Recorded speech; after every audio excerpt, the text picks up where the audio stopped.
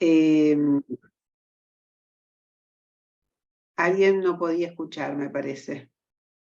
Sí. Bueno, no, decía esto, que nosotros hemos estado hace unos cuantos años que venimos tratando de poner en acto este exhorto de Lacan en los escritos, ¿no? Respecto de que renuncie aquel que no pueda dar cuenta de la subjetividad de su época. Y hemos intentado por distintos lugares, por lugares políticos, por lugares de consenso social, ideológico, ¿no?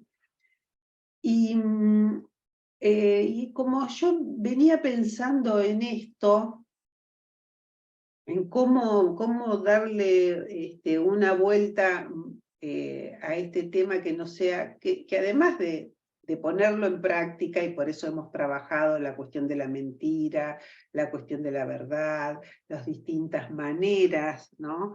Del falseamiento, el cinismo, la hipocresía, hemos hablado de la mentira en política. Luego, a raíz de lo que quedó en evidencia con la pandemia,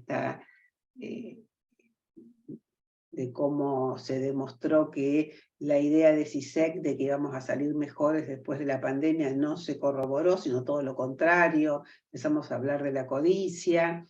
También nos interesó esta cuestión respecto de los géneros y el sexo, como otra de las cuestiones que atraviesa discursivamente nuestra época. Y yo decía, bueno, a ver, ¿cómo darle cómo tendríamos que, aparte de ponerlo en práctica, tenía ganas hoy de plantear un poco de qué se trataría, ¿no? Esta cuestión. O cuál sería, cómo fundamentar esta invitación, digo, ya lo llamo exhorto porque es más que una invitación, ¿no? Lo que dice Lacan en los escritos, sino que es como decir, bueno, esta es la responsabilidad de los psicoanalistas, ¿no? Y tiene que ver con nuestra ética y con la ética de nuestro discurso y de nuestra práctica. No es solamente una invitación, por eso lo llamo exhorto. ¿Qué más podemos decir nosotros de eso, ¿no? Entonces, me dio la casualidad de que, realmente fue una casualidad, por un lado estaba revisando las primeras clases del seminario 16, que es el seminario que estamos leyendo los miércoles a la noche,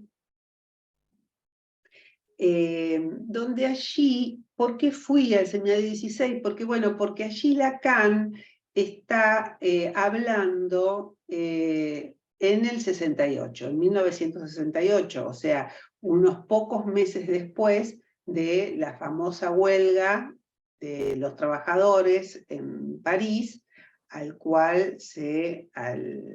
y en Francia, a la cual se pliegan los movimientos estudiantiles, y ocurre, ¿no?, el famoso movimiento. Bueno, para los más jovencitos no lo desconocen por ahí, pero bueno, fue el gran movimiento conocido como Mayo del 68, que se inicia con la huelga y se pliega los estudiantes de izquierda, ¿no?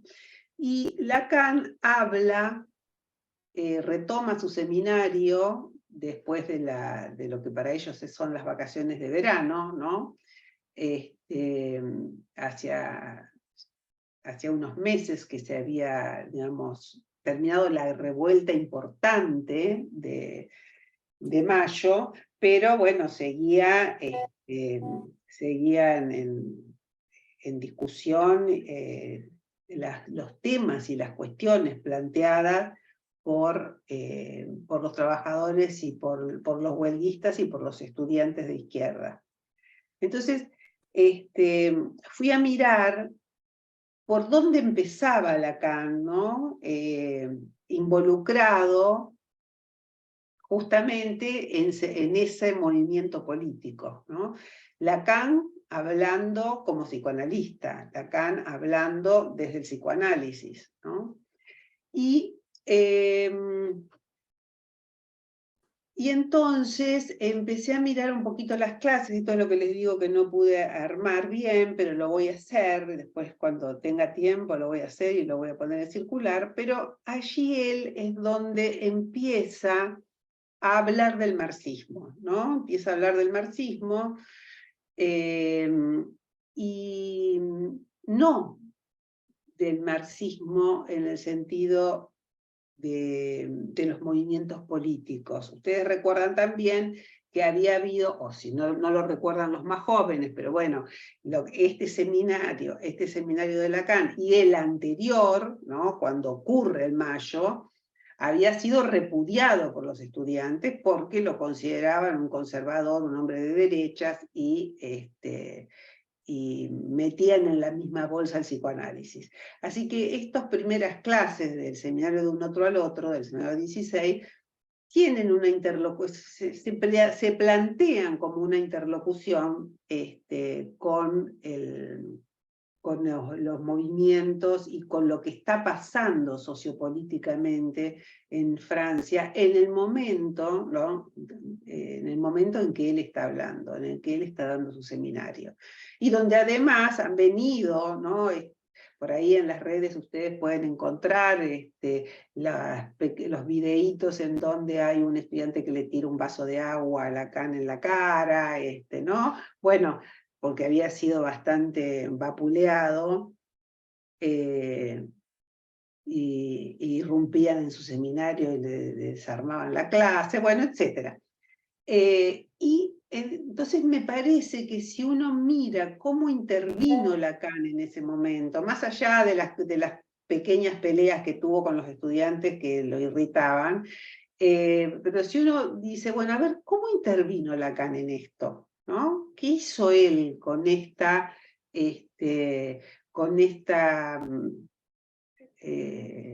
exhortación que nos hace a los psicoanalistas? Y lo que hace Lacan, no digo que lo podamos hacer nosotros, porque hay que ser Lacan para poder hacerlo, pero es interesante ver lo que hace, ¿sí? Lo que hace es trabajar la plusvalía y darle entidad a su concepto de plus de gozar, ¿no?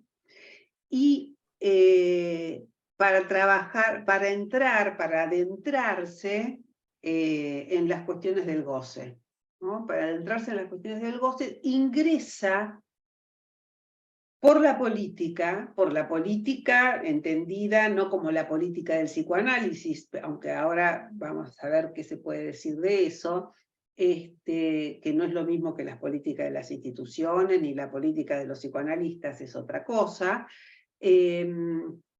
Ingresa por la política e ingresa directamente en un diálogo con el marxismo, pero entra en un diálogo con el marxismo desde un punto de convergencia, ¿no? Y allí, un punto de convergencia de lo que hace a la interpretación, a una determinada interpretación, digamos, en términos de Marx, de la economía política, ¿no? Lo cual no quiere decir que Lacan se hubiera transformado en un hombre de izquierdas, sino que pone en diálogo lo que Foucault había llamado, ¿no?, los dos discursos, o mejor dicho, las dos obras, la de Marx y la de Freud, que habían generadoras de discurso, ¿no? Ustedes recordarán, lo hemos trabajado alguna vez, en algún momento habíamos trabajado ese magnífico texto de Foucault que se llama ¿Qué es un autor? Y allí, entre tantas reflexiones del maravilloso Foucault, él dice, bueno, en los discursos, mejor dicho, las únicas obras que fueron generadoras de discurso fueron la obra de Marx y la obra de Freud, ¿no? O sea que no es un discurso sobre algo, sino que ellos mismos generaron discursos porque transformaron el sentido común y la configuración del saber y del pensamiento de la época en la que hablaron, ¿no? Y en la que escribieron.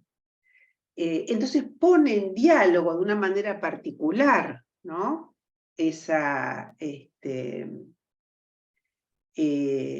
estos dos discursos, ¿no? En este punto de, podríamos llamar, convergencia, que él, pensando la plusvalía, ¿no?, que él va a llamar plus de gozar. Hay algo, trabajando esto, ¿no?, dice Lacan, esto sí creo que lo pude copiar, cuando dice, la realidad capitalista no tiene mala relación con la ciencia. No se acomoda nada mal a ella, ¿sí? O sea, la primera cuestión es esto de qué manera dialogar entonces con ese fenómeno sociopolítico que implicó el Mayo francés, y la objeción que se le hace desde la izquierda, no solamente a él, como el señor Lacan, conservador, etcétera, sino al psicoanálisis, y su respuesta es esta, ¿no? Sino que además ofrece una determinada interpretación del capitalismo. Y es muy interesante esto, el hecho de que ponga al capitalismo en una relación de sintonía con la ciencia. Porque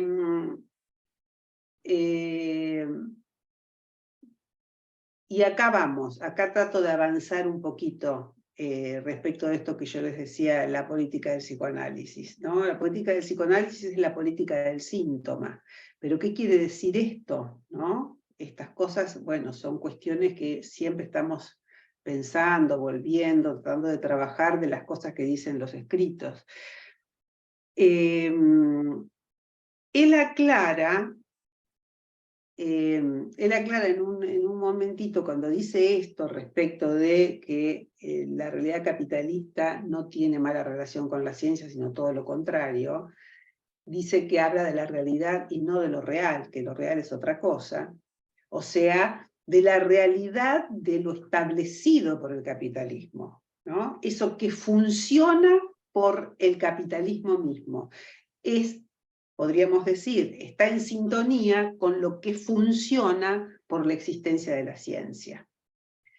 Y esto que funciona por la existencia de la ciencia, Lacan en el seminario 11 lo trabaja en detalle cuando dice que la ciencia moderna se filia a Descartes, ¿no?, que es el origen de la ciencia moderna, es Descartes, y, por un lado, el cogito cartesiano, lo que él llama la andadura o el paso cartesiano, esto en el seminario 11, mucho antes del 68, ¿no?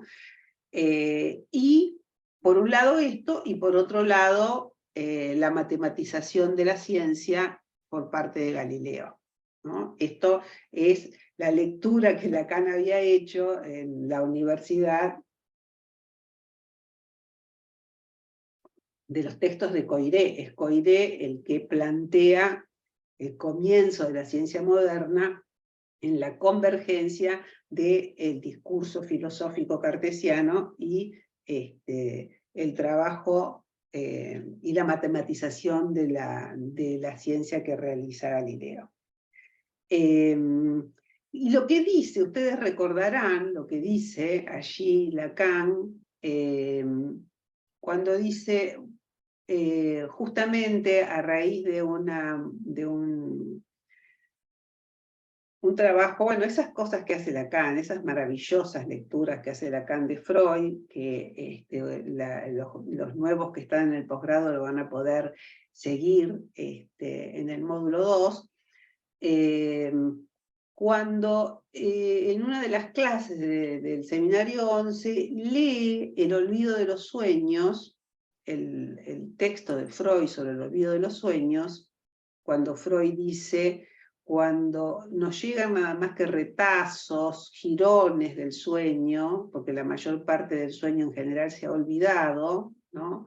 y el paciente empieza a decir que me acuerdo de un cachito y otro cachito, etcétera, pero en realidad, y entonces empieza a decir, bueno, y aparece en el sueño mi madre, pero la verdad no sé si es mi madre, ¿no? O no es mi madre. Y entonces Freud, que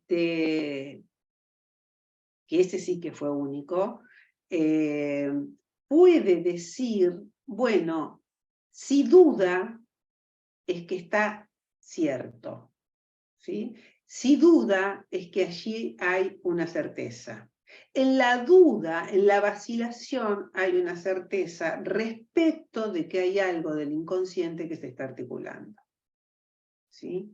Bueno, digo, solamente Freud, por eso digo, Freud es único, ¿no? Solamente Freud podía hacer esa operación, ¿no? En donde la duda de la razón, sin embargo, implicaba la verdad, ¿no? Lacan toma entonces, si ustedes leyeron la interpretación de los sueños, se van a dar cuenta, repararán que Lacan está hablando de un texto que nadie leyó, ¿no? Un texto muy pequeño sobre casi una observación de Freud respecto de cómo, cómo el paciente relata los sueños, ¿no? Ahora, resulta que ahí, y esto es un psicoanalista, Lacan lee la duda, y esto lo lleva a Descartes, ¿no? Porque también la operación de Descartes es esta, o sea, pareciera que la operación freudiana es cartesiana, ¿sí? Porque Descartes opera de esa manera, dice, pongo en duda todo, ¿no? Para encontrar una certidumbre.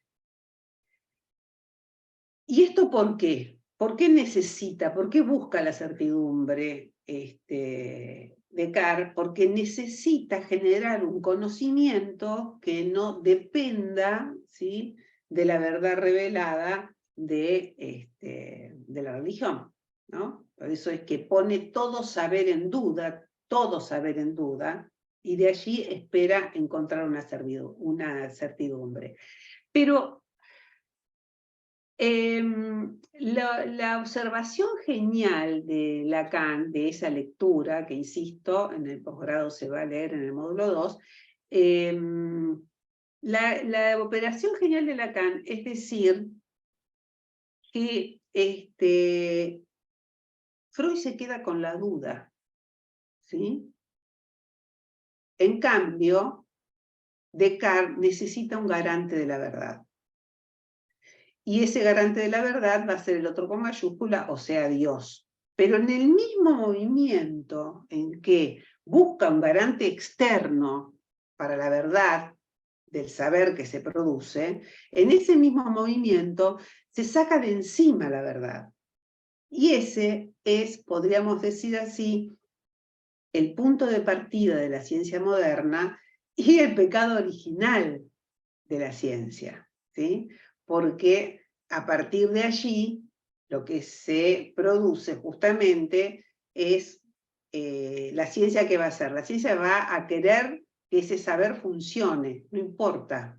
Se va a desentender de la verdad, ¿sí? Porque en todo caso, la verdad a la que la ciencia puede acceder es la de la lógica matemática, o sea, de lo verdadero o falso, pero no de una verdad que concierne al sujeto.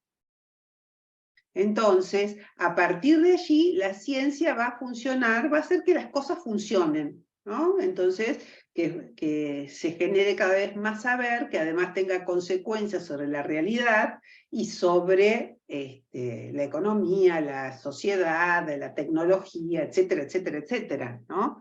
Y así es que estamos en este mundo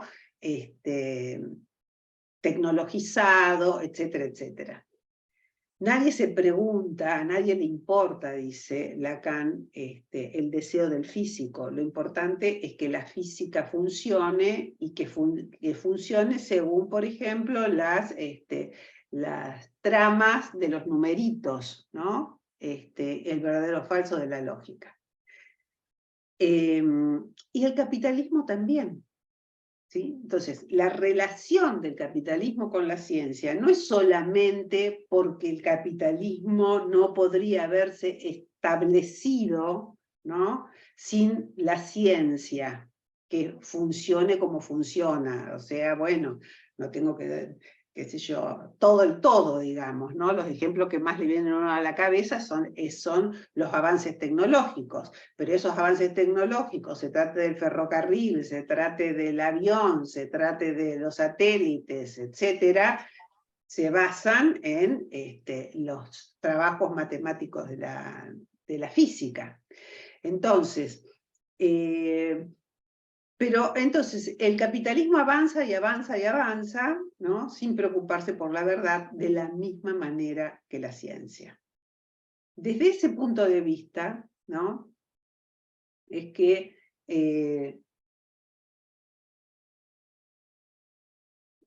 Lacan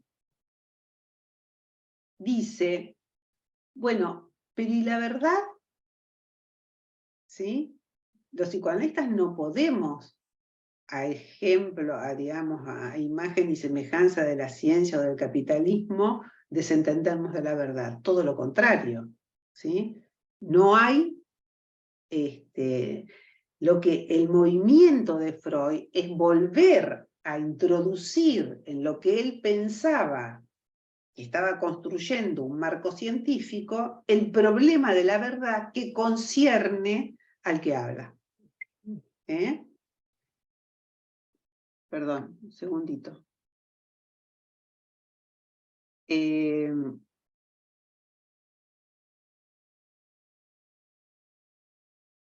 Perdón, había un mensaje que no podía dejar de leer. Entonces, ahora, ¿de qué manera nosotros introducimos el tema de la verdad cuando estamos cuando estamos en este punto de interpretación de la subjetividad de la época, ¿no? Cuando nos encontramos con ciertas configuraciones que nos conciernen? Así digo, como se sentía Lacan concernido por la crítica al psicoanálisis proveniente de los estudiantes del Mayo francés. Y me acordé, y ahí, en realidad, no es que lo olvidara yo, sino que me coincidieron este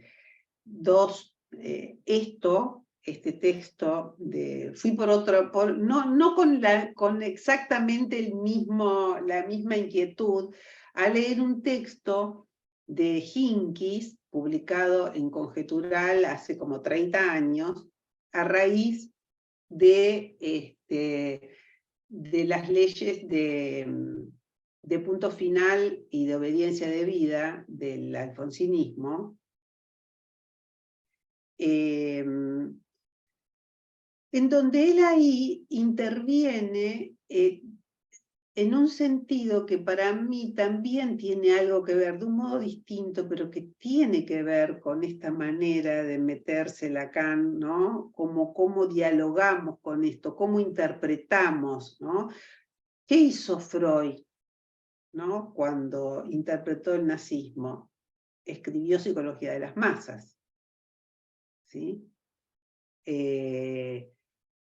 Entonces, digo porque a mí me parece que es importante que nosotros reflexionemos sobre qué quiere decir interpretar la subjetividad de la época, ¿no? Porque la subjetividad no es lo que sienten la gente, la subjetividad de la época no es lo que sienten las personas que estamos involucrados en un determinado guiso sociocultural, económico, político, etcétera, ¿no? Sino que hay otra cuestión ahí en juego. Se trata de otra cosa cuando Lacan habla de subjetividad, sino de una determinada configuración del saber. Y en ese texto, Hincks, ese texto de Hincks, de la Conjetural no sé de qué año es, pero bueno, está ahí, digamos, ese artículo está sin duda provocado, suscitado, ¿no? Motivado por las leyes de obediencia de punto final, ¿no? Y obediencia debida. Justamente lo que él hace, aparte de recordar que, y esto me parece que también la cercanía del 24 de marzo un poco me debe haber evocado a mí ese texto, ¿no? Aparte, digamos, de abrir el texto planteando la cuestión de que el genocidio de la dictadura fue la manera que tuvo el poder económico de transformar la incipiente industrialización del país y volver, retrotraerlo, bueno, etc. Él se pregunta por la cuestión de la obediencia, ¿no? Se pregunta por qué quiere, cómo es que una ley, ¿sí?, puede tratar de exculpar los crímenes aberrantes. Sí, vergüenza y responsabilidad se llama, Flor, exacto. Ese es el texto de Hincks, ¿no? Porque él va a hablar de la responsabilidad, pero antepone vergüenza, ¿no? O sea, a mí me parece que la palabra vergüenza interpreta e interpela a una sociedad que acepta esas leyes, ¿no? Es la conjetural 13. Me recordaba la tengo, va ahí, descargada en mi tablet. Si es la número 13, para el que la quiere descargar, está. Sí, es la 13.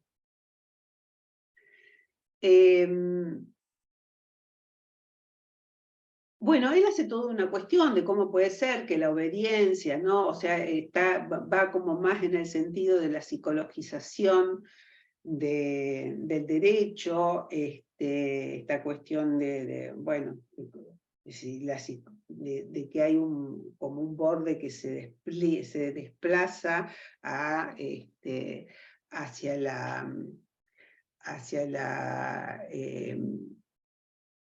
psicologización del derecho, digamos, ¿no? O sea, que en función de si alguien tenía algún problema psicológico, entonces se lo torna, se lo considera inimputable. Bueno, va por ahí. Pero no todo el texto, ¿eh? Una parte del texto va por ahí, que son cosas más pensadas por nosotros. Pero hay otra cuestión que a mí me parece, y que me parece que la palabra vergüenza que vos me trajiste, Flor, apunta a eso, que hay en el texto, hay una pregunta que nunca está formulada, pero en todo caso me la suscitó a mí, ¿no? ¿Qué consecuencias tiene para un pueblo que sus representantes en el Congreso voten una ley, ¿no?, que exculpe a los asesinos de ese propio pueblo? ¿Se entiende? A los genocidas, porque bueno, genocidios hay un montón y son todos aberrantes, espantosos, horrorosos: el genocidio armenio, el de los judíos, el que Israel hace en ciertas partes de Palestina, el de los Estados Unidos sobre Irak disfrazado de guerra, etcétera, etcétera, etcétera. Pero en lo de los conquistadores sobre la población indígena americana, pero que una ley de un país votado por el Congreso exculpe a los genocidas del propio pueblo, ¿qué efecto tiene eso sobre aquellos sobre quienes rige, ¿no? La ley va a regir sus vidas, ¿no? Me parece que yo lo que quiero transmitir es que uno tiene que poder ir encontrando, no cuando nos planteamos estos temas, los temas que sean, ¿sí? Los temas que sean. Pueden ser los temas de políticos, los temas, como hemos trabajado la cuestión de la codicia, etcétera, pero también pueden ser otros temas, pero hay que poder encontrar la pregunta que recaiga, ¿no? sobre el sujeto. La pregunta que yo me hago es, ¿son los sujetos de una sociedad o es un sujeto que esa misma pregunta construye? ¿Sí? En este seminario, yo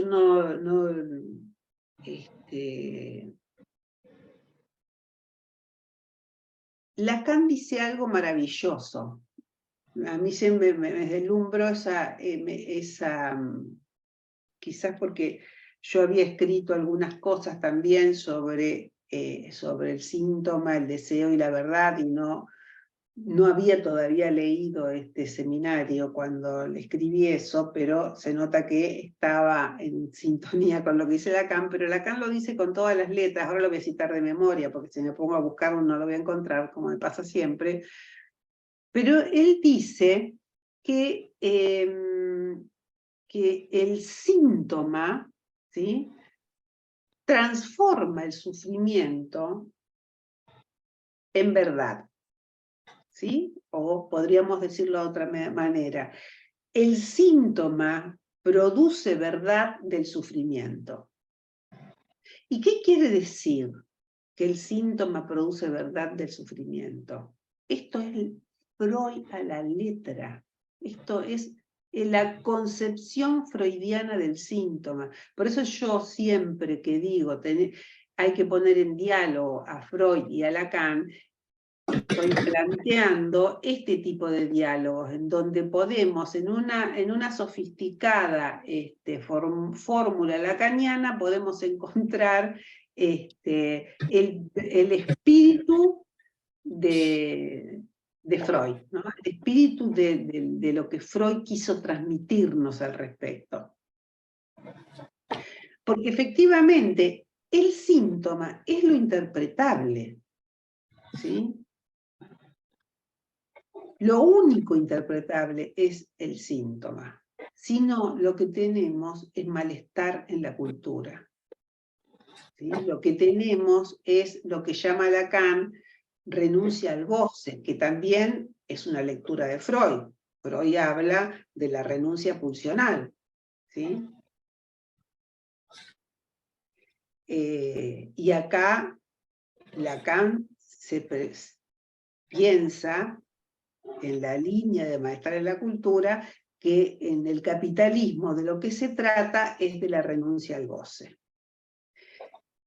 ¿Y qué quiere decir con esto? Él lo que quiere decir es que en pos del bienestar, lo que nosotros ahora podríamos llamar el consumo, ¿no? Se renuncia. Él cuando esto lo estoy interpretando yo, pero a mí me parece que cuando él habla de renuncia al goce en estas primeras clases, no tiene tanto la referencia de las pulsiones, de la renuncia pulsional de Freud, como lo que él ha trabajado de Hegel del goce del esclavo, ¿no? El goce del esclavo en Hegel no es gozar como un esclavo de que te pisen la cabeza, sino que el goce del esclavo es la posibilidad de gozar por el trabajo mismo, por la producción misma, por la relación. Para Hegel, en realidad, el amo, ¿no? No tiene posibilidad de acceso al goce, ¿no? Porque lo único que tiene que hacer es mantener la estructura, digamos. Uno podría decir en este momento, en lo que venimos diciendo, el funcionamiento. En cambio, el esclavo es el que tiene relación con la naturaleza, con la producción de las cosas, de las obras, ¿no? Con el obrar. Más en el sentido de lo que uno podría llamar gozar de la producción propia, ¿no? Y eso, digamos, la idea de Lacan es que el capitalismo trabaja en contra de eso, proponiendo, ¿no?, un mundo de bienestar. Y todos los que estamos concernidos en el capitalismo, o sea, todos, porque no hay otra cosa, consideramos que vale la pena dejar parte de la vida para tener el televisor de plasma, el último iPhone, y etcétera, ¿no? Entonces, ahora me fui, que era lo que estaba queriendo decir. Bueno, eso es malestar en la cultura, ¿no? Renunciar al goce y en función de bienes culturales. Eso es malestar en la cultura. Solo cuando hay síntomas, ¿sí?, se puede interpretar algo. O sea, tiene que haber alguna estructura significante que nosotros podamos desarmar, ¿no? Y encontrar la falla, la falta, el hueco, la imposibilidad, y darle lugar justamente a lo contrario de la aspiración científica y del capitalismo, que es esto que yo decía antes, que todo funcione. Justamente el síntoma es el testimonio de lo que no funciona. Y ahí es donde vamos a encontrar el deseo. Ahí es donde vamos a encontrar el deseo. Y por lo tanto, ahí es donde vamos a encontrar la verdad. Y esto es la política del psicoanálisis. ¿Sí? Cuando Lacan habla de la política del psicoanálisis y dice que es la del síntoma, es esto. ¿Sí? Tiene que haber alguna estructura significante que ponga en acto, ¿sí?, lo que no funciona. Y entonces, lo que hace sufrir del síntoma, porque no es que el síntoma no... pero es un sentimiento, es un sufrimiento, perdón, que puede generar alguna relación con la verdad. ¿Cómo? En la medida en que haya un analista que lo interrogue. ¿Se entiende? ¿Vamos? ¿Me siguen? Entonces, me parece que por ahí la cuestión esta de qué se trata, de que renuncia aquel que no pueda interpretar la subjetividad de la época, bueno, se trata de eso, de que nosotros podamos ubicar los síntomas, ¿no? Que podamos escuchar cuándo se arma un síntoma en este sentido, ¿no? Porque sufrimiento hay a pasto, sufrimiento hay a montones, de todos. Todos sufrimos, el ser humano sufre, ¿sí? Ahora, un analista y el psicoanálisis tiene posibilidad de intervención ahí si hay síntoma.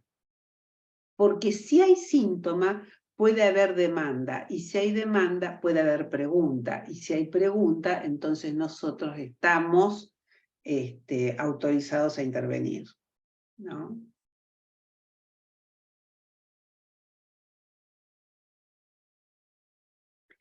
Bueno, ese seminario sigue y bueno, y se abre por un montón de, como yo le decía el otro día a Roxana, que no era nuestra idea abrirnos a todas las referencias, porque uno si no se tiene que pasar la vida leyendo todas las referencias del seminario, pero sí ir leyendo la línea, ¿no?, de lo que va planteando respecto del saber, ¿no? O sea, de lo que se trata para el psicoanálisis, a diferencia de la ciencia, que es la base del capitalismo, de lo que se trata en el psicoanálisis es que el saber sea interrogado por la verdad. O sea, nosotros no podemos desentendernos de la verdad porque es lo único que estructura que caracteriza, que singulariza lo que llamamos saber en psicoanálisis. Por eso es que, así como él dice en un momento que habla de la realidad capitalista y no de lo real, yo diría, bueno, también hay que pensar que cuando habla del saber de la ciencia en ese párrafo y no del saber del inconsciente, porque el saber del inconsciente no puede desentenderse de la verdad, ¿no? Y me parece que cuando Hincks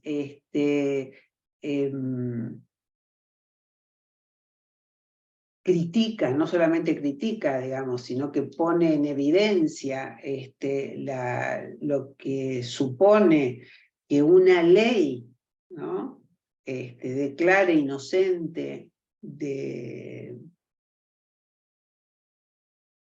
crímenes de lesa humanidad a las personas que las han perpetrado, ¿no? En función de la obediencia, bueno, está planteando esto, ¿no? No podemos dejar que pase desapercibido esto. Por eso digo que es, aparte de lo que dice Hincks en ese artículo, es la intervención de enunciación que hay al decir algo sobre esto, ¿sí? No se puede dejar que pase, ¿no? Que pasen estas leyes y los psicoanalistas no tengamos nada para decir, ¿no? Que entonces, bueno, nos pongamos la ropa para ir a la marcha del 24 de marzo, digamos, la ropa de ciudadano, o dejarlo en manos de los organismos de derechos humanos. ¿Qué tenemos para decir los psicoanalistas de esto? ¿Sí? ¿Vamos a dejar pasar lo que implica para una sociedad, para un determinado estado, para un determinado momento histórico, que la ley, ¿sí? No hablemos de la justicia, que bueno, ¿no? Que la ley decida la inocencia de los criminales, porque está bien, Videla y compañía fueron enjuiciados, pero ellos no se ensuciaron las manos en el campo, los que mataron, violaron, asesinaron por la espalda mujeres embarazadas de 8 meses, robaron bebés, se robaron los bienes de los asesinados, etcétera.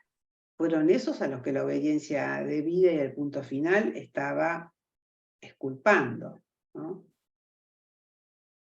Entonces no se trata solo de señalar la responsabilidad, absoluta responsabilidad de los que hicieron esto, y que no hay manera de, digamos, de esconderse atrás de una supuesta obediencia al mando superior, sino que hay que, y me parece que la interrogación va a la sociedad que sostiene esto y que lo deja pasar, ¿no? Bueno, son las dos lecturas que yo hice, relecturas, así medio un poco a los apurones, pero que tuvieron que ver con cosas que vengo pensando este mes, ¿no? Porque la idea de las conversaciones es seguir en esta, ¿no? No importa lo que elijamos, ¿sí? No importa lo que elijamos como materia de nuestras conversaciones, sino que podamos preguntarnos desde qué punto partimos, desde dónde partimos, ¿no? Y por qué y de qué manera, ¿no? Para eso, ¿no?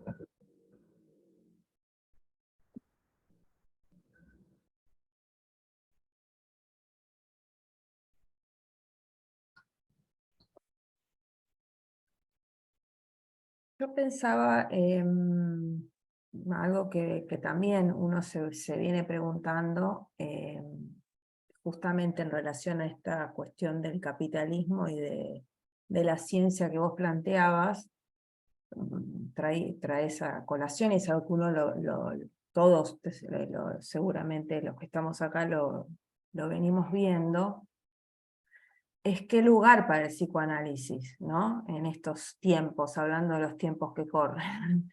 ¿Qué lugar nos va quedando a nosotros como psicoanalistas también? Y para el psicoanálisis, ¿no? Obviamente, en tanto es una práctica que justamente tiene lugar o da lugar a lo que no funciona, a lo que no anda, a lo que capaz no sirve, ¿no? Como dice Lacan, lo que no sirve para nada, pero que en definitiva es con lo que nosotros tratamos, y que va totalmente en las antípodas de, bueno, el funcionamiento, el buen vivir, el no sufrimiento, el disfrutar de la vida, bueno, todos los eslogans, qué sé yo, ¿cómo se llama? Las escuelas cognitivas conductuales, los tips para mejorar y salir rápidamente eso, del síntoma y el padecimiento, ¿no? Que es me parece que es algo con lo que nos encontramos a diario, que ya sabemos que no funciona, que no, qué sé yo, que no, que cae por su propio peso, pero bueno, está ahí todo el tiempo. Y sí, por supuesto. Bueno, digamos, Freud sospechaba, ¿no? que determinada deformación del psicoanálisis tenía que ver con el famoso American Way of Life, ¿no? O sea, sí. La vida estaba...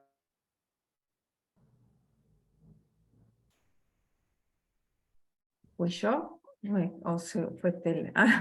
No, se congeló Estela. Uy, se congeló Estela. Sí. Ay. Espero que se haya dado cuenta, porque si no... Sí, sí. Fueron los yanquis, seguramente. No sé, claro, sí, sí, tal cual. Qué macana, a ver. Espera, voy a escribir al WhatsApp.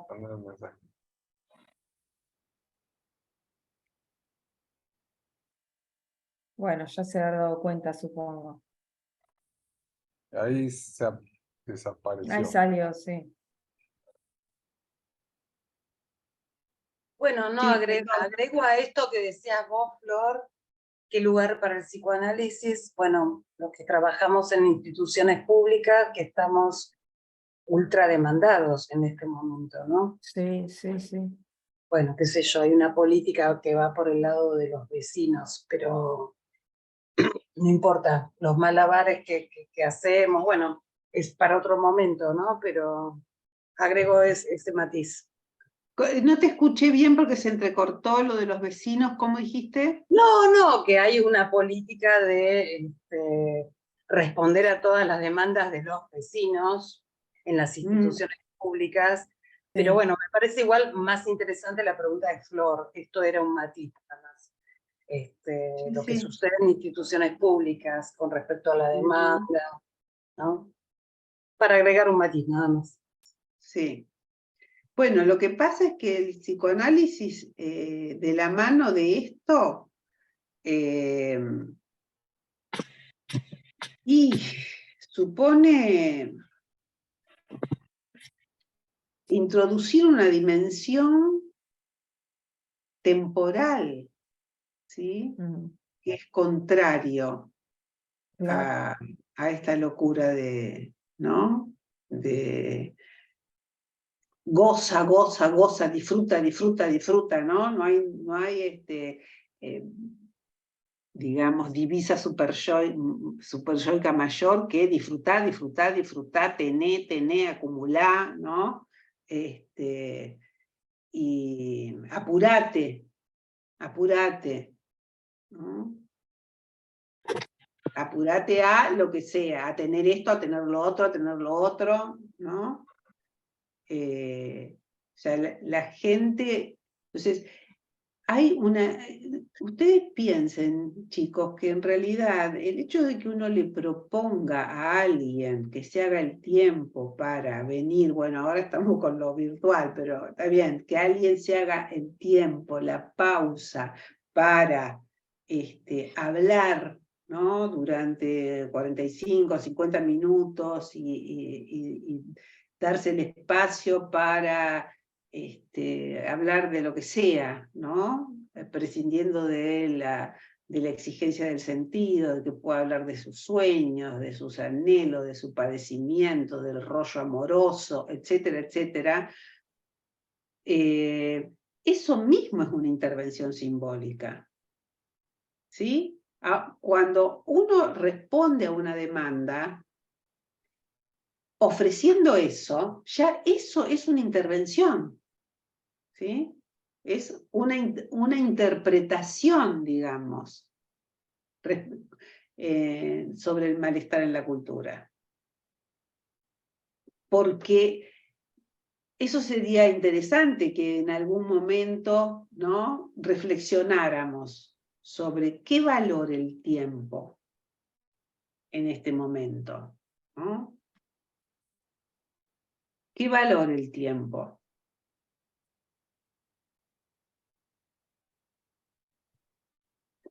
¿Qué es el tiempo? ¿No? ¿De qué se trata el tiempo del ocio? ¿No?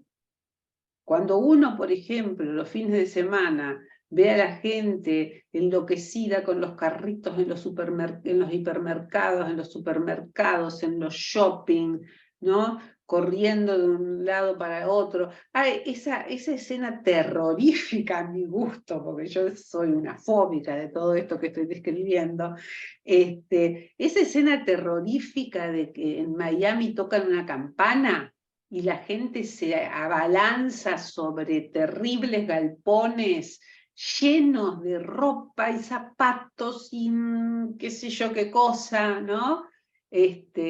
Tironeando cada uno de una punta a ver con...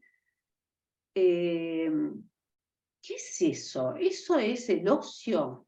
¿Eso es el tiempo del ocio, de lo que lo llamaban el ocio, el otium, los griegos?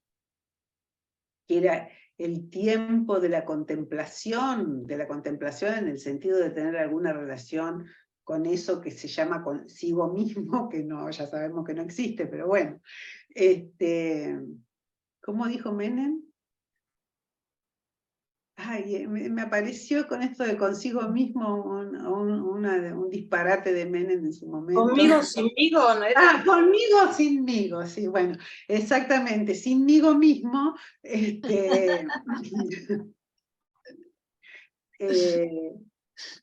Bueno, eso es el ocio, eso es la valoración del tiempo, ¿no?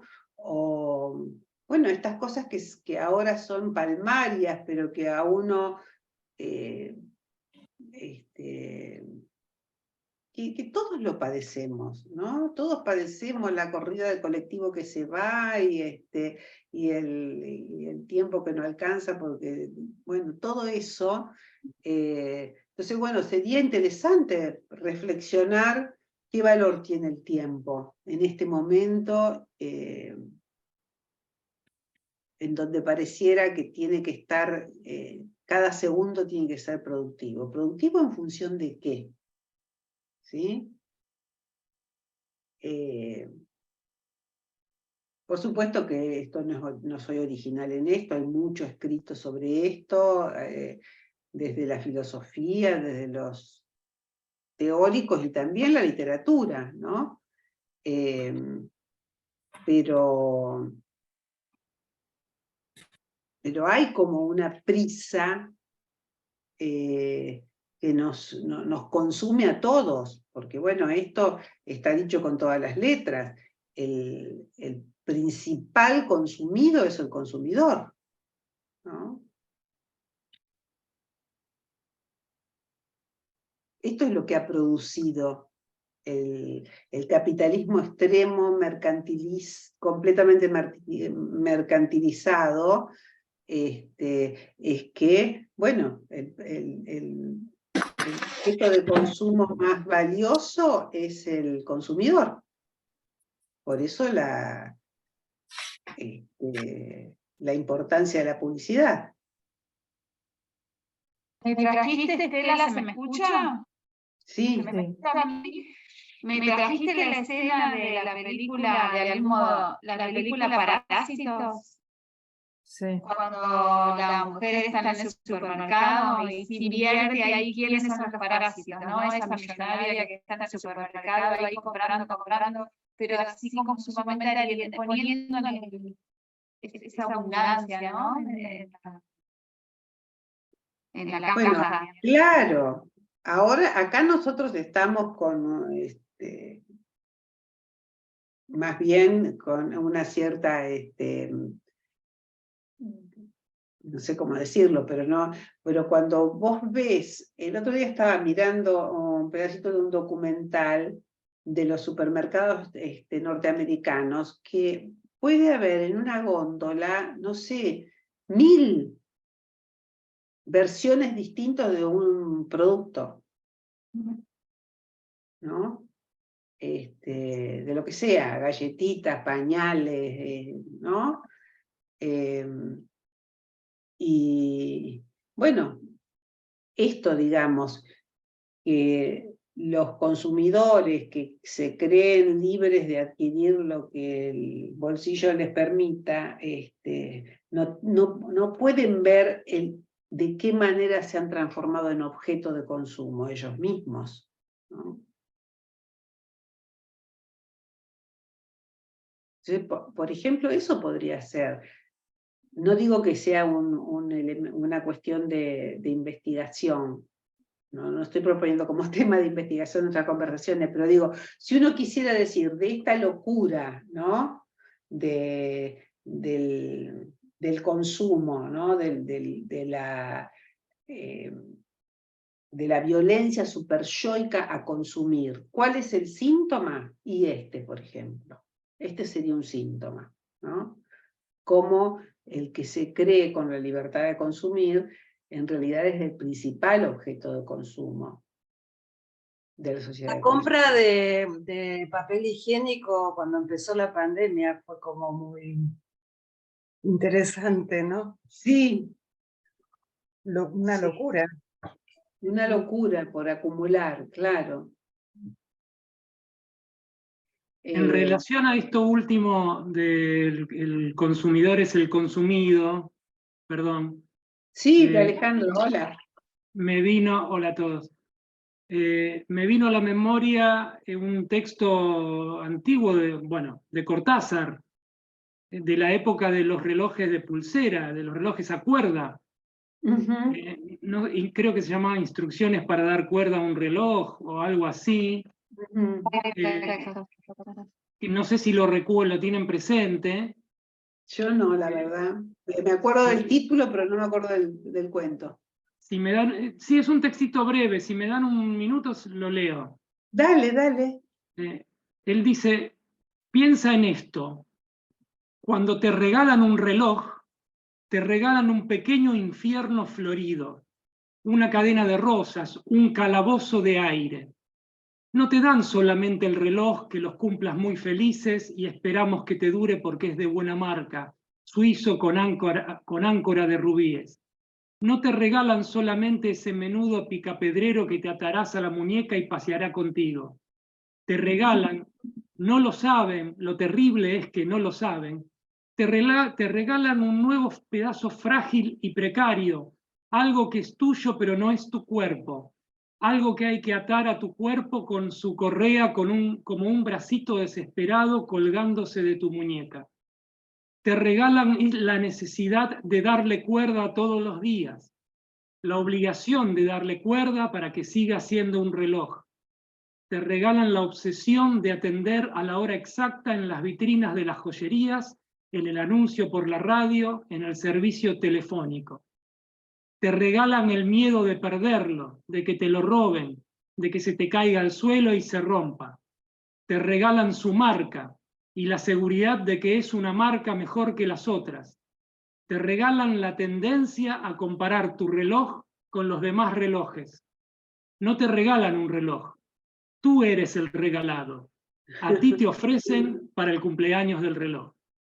Claro, exacto. Hermoso, hermoso texto. Bueno, por eso yo les decía que esto está en la literatura, ¿no? Y la otra vez yo había posteado en nuestro WhatsApp de Cultura un pequeño texto que ahora no me lo puedo acordar, pero creo que era de Pasolini, donde dice que justamente que hay que darle lugar al fracaso, ¿sí? Porque estamos todos, ¿no? Esa es otra cuestión, ¿no? Todos estamos obnubilados por el éxito y la gente piensa que la vida es tener éxito sin saber qué es tener éxito, ¿no? Y justamente, así como vos sos el regalado, como te regalan el reloj, porque no tenés que darle la cuerda y todo eso, lo que decía Florencia, bueno, el celular de ahora, pero, ay, ¿a dónde iba yo? Ah, no, lo que quería decir es que el fracaso, el síntoma es justamente eso, es un signo de que algo está fracasando, ¿no? Y hay que darle lugar a eso. Yo en una de las, me parece que es en el de... en una de las clases que escribí sobre histeria, me parece que es en el de, no sé si en el de las butacas o en el otro, pero bueno, lo que muestro ahí es cómo el síntoma justamente aparece cuando un determinado statu quo no sirve más, ¿no? Y ahí es donde la gente demanda, por un determinado statu quo de vida, digamos, ¿no? De arreglárselas con renegando o forcluyendo lo que no anda, de pronto no sirve más. Y ahí aparece el síntoma. Y cuando aparece el síntoma, puede aparecer la demanda. Es en el punto del fracaso, ¿no? ¿Qué ponías, Carolina? Es en el de las butacas, perdón. No, que es cuando Sí. ella sueña, que eso lo vimos nosotros Exacto. en el grupo el año pasado con las chicas y los chicos del lunes. El Claro. momento en que ella se pregunta, bueno, no sabía que era tan miserable, digamos, que era tan desdichada en mi matrimonio, ¿no? Así es. Mm. Hay un momento, esa pregunta viene del mismo lado del síntoma, ¿no? Hay algo que se desestabiliza, que empieza a fracasar como estrategia para sobrenadar en la vida como se puede, y ahí aparece el síntoma. Que es esto que dice Lacan, ¿no? Es la verdad hace algo con el sufrimiento. No, te posteaba lo de Pasolini que habías compartido el otro día, que estaba muy bueno. Que habla Pero de la se poesía. desapareció. ¿No está ahí? Apareció Dice un segundo, al menos en mi pantalla, y a ver. Dice, El los chat, sociólogos... acá abrir el Abrirlo. chat. Ah, está en el chat. Si abrís el chat lo ves. Los sociólogos se equivocan en este punto, tienen que revisar sus ideas, dicen que el sistema se lo come todo y que lo asimila todo. No es cierto, hay cosas que el sistema no puede asimilar, no puede digerir. Una de ellas, por ejemplo, es precisamente la poesía. En mi opinión, es inconsumible. Uno puede leer miles de veces un libro de poemas y no consumirlo. La consumición la sufre el libro, pero no la poesía. Ay, qué hermoso que es esto, hermoso. ¿no? El de fracaso me parece que era de Pessoa, me parece entonces, pero es maravilloso esto, porque justamente Va al punto. viene, bueno, viene a cuento de lo que estamos hablando. El psicoanálisis también es inconsumible, ¿no? Por algo trabaja con el lenguaje, como trabaja la poesía también, ¿no? Y hay algo que no se deja atrapar en el saber, que es la interpretación. La interpretación no puede funcionar sin la trama discursiva analizante, que genera que esa trama discursiva es motorizada por el deseo. Ninguna interpretación va a decir todo, ¿no? Esto de que la verdad se dice a medias, etcétera, y que desde ese punto de vista es inconsumible. Sí, algo como muy bien actual. No sé si probaron lo de la inteligencia artificial, el chat GPT. Todo el mundo me lo está recomendando y no tuve tiempo todavía, pero sí. No, dos cuestiones. Primero, yo lo estoy usando, no revela sus fuentes. Eso, vos le preguntás por las fuentes y no, es porque son cosas que yo sé de ver muchos sitios web. Después se resiste a revelar la fuente, cosas que me parece choto.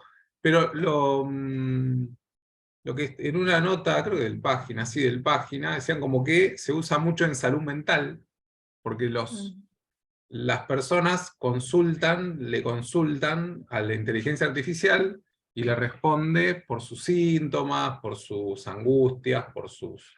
Y esto lo mostraban como... La nota sí era del página, de Pablo Esteban era. Que lo veía como uno de los usos buenos de la inteligencia artificial. ¿Cómo? ¡Socorro! Un horror, claro, pero está muy, digamos, muy en relación con lo que decías recién, Estela, como el psicoanálisis, como en la parte en donde, bueno, esto lo que decía Lacan, de que el analista es por lo menos dos, el que tiene efectos y el que interpreta esos efectos. Bueno, eso no hay manera de que lo tenga una inteligencia artificial. El punto ese es donde no es... Es la versión siglo XXI de los onirocríticos y de ¿Y los... eso? ¿Qué es eso? Sí, que estoy pensando, perdón, hola a todos. Estoy pensando, perdón Estela, te interrumpí. No, al contrario, mejor. No, es que no sé quién está hablando. Silvia soy. Ljungberg. Silvia, lo que pasa es que te veo los anteojos nomás, no te veía que... Hola No, Silvia, bienvenida. Buenas noches. Ay, hola, no sé quién me habla ahora. No, yo te saludé. Yo, Estela. Hola. ¿Cómo es? Estaba pensando ahora que Germán habló de la inteligencia artificial, con esta modalidad de consulta, ¿qué de la transferencia ahí, no? Claro. Bueno, es Tremendo. Claro, pero por eso, cuando yo hice la broma de que es la versión siglo XXI de los onirocríticos, Freud decía en la interpretación de los sueños, en uno de los primeros capítulos, los hombres siempre fueron a pedir que les interpretaran, ¿no? Los sueños, el futuro, ¿no? Sus desvelos, etcétera, ¿no? Porque hay, y esto es lo que siempre también remarcamos, la cuestión de que el neurótico está enfermo de sentido y pide más, y más sentido, ¿no? Pero porque necesita instaurar el lugar de un saber. Justamente la transferencia y la interpretación. Entonces Freud dice, bueno, esto es humano, o sea, siempre hubo onirocríticos, o sea, en los pueblos precapitalistas, digamos, en las tribus, etcétera, estaba esa figura como el chamán, que era el que interpretaba los sueños. Entonces, ¿no? En general, los jefes de ejército, los jefes, los reyes, etcétera, tenían el onirocrítico que estaba ahí establecido, o el chamán, o bueno, el oráculo, que te decía lo que no sabías, estaba instaurado como el lugar de saber. Entonces dice, esa demanda viene al analista también, al psicoanalista, cuando alguien trae un sueño. ¿Qué es lo que hace un psicoanalista? Justamente lo que vos decís, Silvia, poner en juego a partir de la transferencia, sabiendo que hay una demanda de saber, la posibilidad de que, digamos, de abstinencia. Y la abstinencia no es solamente del analista, sino que el otro se pueda bancar, no tener la respuesta. ¿Sí? Y obviamente esto solamente lo puede hacer un analista formado en psicoanálisis. Seguramente no lo va a hacer la inteligencia artificial. Ahora, y esto pasa también, como decía Florencia, con los conductismos y todo eso. La gente viene diciéndote, yo soy así, asá. Antes de que apareciera, de que estuviera todo este auge del conductismo, yo me acuerdo que daba un ejemplo en las clases en la Facu, que en una película que trabaja Travolta, vieja, ¿no? Que se llama Mira quién habla, no sé si ustedes la vieron alguna vez. Bueno, hay una escena, ahora no me acuerdo los detalles, pero lo daba justamente para mostrar esto. Hay una escena en que el tipo le hace las cosas más horribles a la mujer, pero las mayores trastadas, ¿no? Y después decía, bueno, lo que pasa es que yo soy infantil, tengo una fijación a no sé qué de corno, me lo dijo mi psicólogo, ¿no? Mi psiquiatra. Eso es lo contrario de un análisis. ¿Sí? El decir, bueno, porque yo como tuve un trauma infantil, entonces por eso soy impune de hacerte las peores trastadas, las mayores crueldades, te hago las peores traiciones, porque yo tengo una fijación infantil y entonces, ¿no?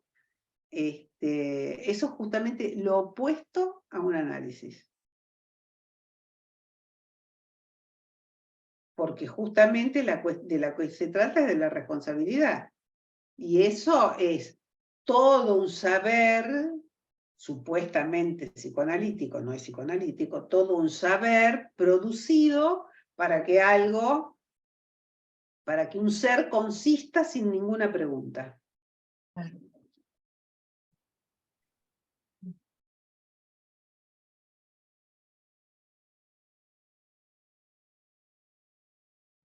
Ni que hablar de los, perdón, de los laboratorios, ¿no?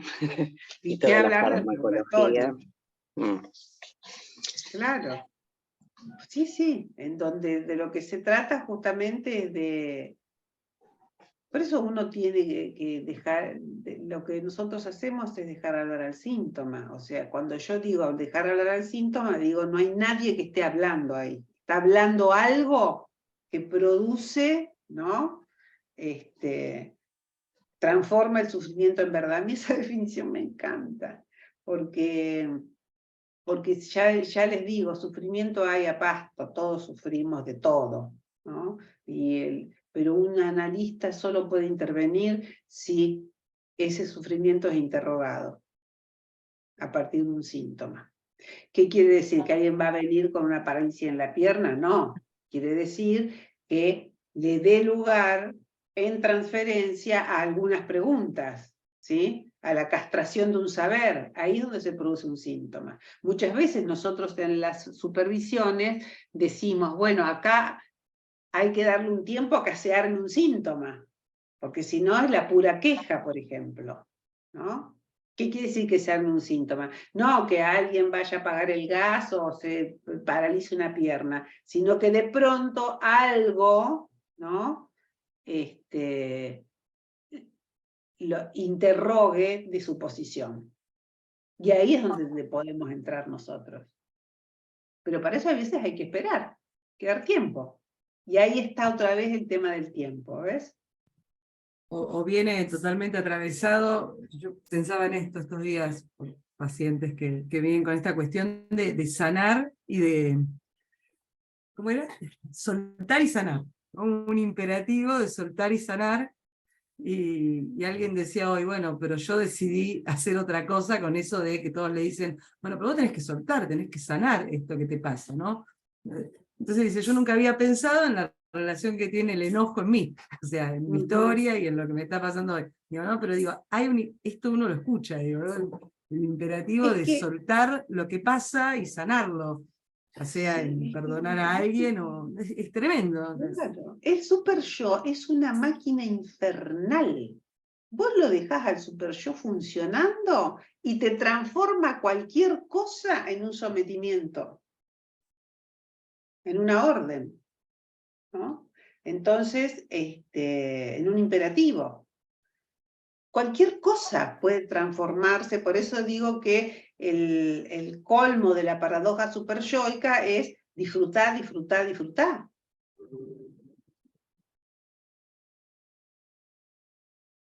Hay un texto de Freud que es esto, en relación al tiempo, que es muy lindo, es muy cortito, que es lo perecedero, ¿no? Sí, qué hermoso. Qué hermoso, qué hermoso. Bueno, sí. Uno se pregunta, ¿no? ¿Qué valor tiene el tiempo en este momento en que a veces nos hipnotizamos con cualquier pelotudez de Netflix, ¿no? No nos damos el tiempo de la lectura, ¿no? De conectarnos con algo que tenga, sí, que pueda interrogarnos de alguna manera, ¿no? Acá sí, con el estar solo también, ¿no? Con el estar solo. Acá Hinke cita algo de Freud, pero que va para otro lado, pero de todas maneras es interesante porque él dice, lo que dice Hinke sobre esta frase de Freud, dice, en un artículo en cuya lectura podría autorizarse lo que aquí enunciamos, Freud nos sorprende con la conclusión de que el médico dejará para el jurista la tarea de establecer para los fines sociales una responsabilidad arbitrariamente restringida al yo metapsicológico. Esto lo dice en la responsabilidad moral por el contenido de los sueños, ¿no? Entonces, Hinke interroga esto, ¿no? De que, ¿por qué dejárselo al jurista? ¿Por qué el psicoanalista no podría decir algo sobre esto?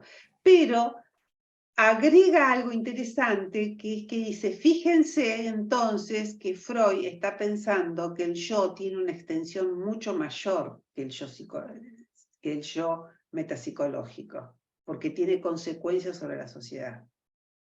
Aunque en un movimiento medio renegatorio se lo deja al jurista, sin embargo, está reconociendo que hay, ¿no?, efectos del yo sobre la sociedad. De este yo metapsicológico, que no es el yo del yo y el ello, ¿no?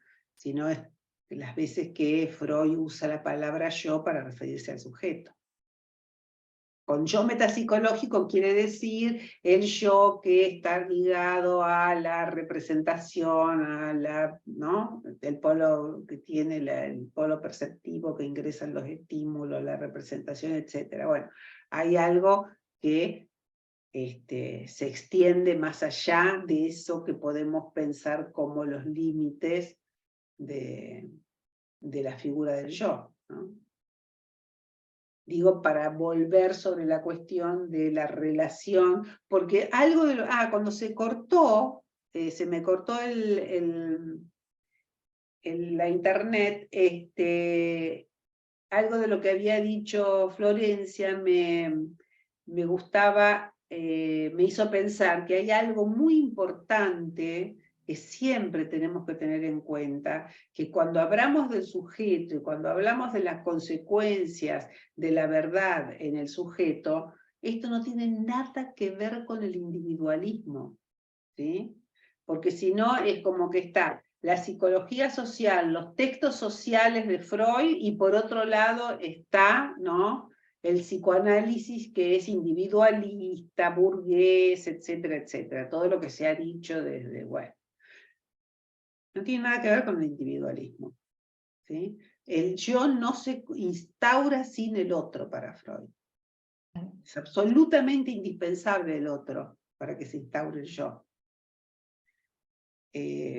O sea, no hay nada de individualismo, ¿no? Una cosa es y esto Lacan se pasó porque a él también le traía estos problemas, ¿no? Cómo plantear la responsabilidad subjetiva sin que esto se te desplace, ¿no?, se te resbale, se te desbarranque hacia una cuestión de yo soy, ¿no? Yo tuve el trauma infantil, entonces yo actúo así porque, ¿no? Y no te importa nada lo que estás haciendo al otro, a tu semejante, ¿no? Bueno, espero haberles transmitido un poco de interés en que pensemos estas cosas con lo que tenemos, que es, bueno, los textos de Lacan, de Freud, de los psicoanalistas que se han copado con esto, pero me parece que yo quería ablandar un poco esto, más allá de los temas que después elijamos abordar desde esta perspectiva, ¿no? Dale. Bueno, Bueno, gracias, Estela. un beso grande. Gracias. Nos vemos. Chao, nos Bueno, vemos. y Gracias. empiezan las actividades, empiezan los grupos, empiezan las Sí, suscripciones, Sí, empieza todo, vamos. este viernes Avanti, empezamos el empieza el grupo. posgrado, Sí, todo, empieza el todo. posgrado, Avanti el 2023.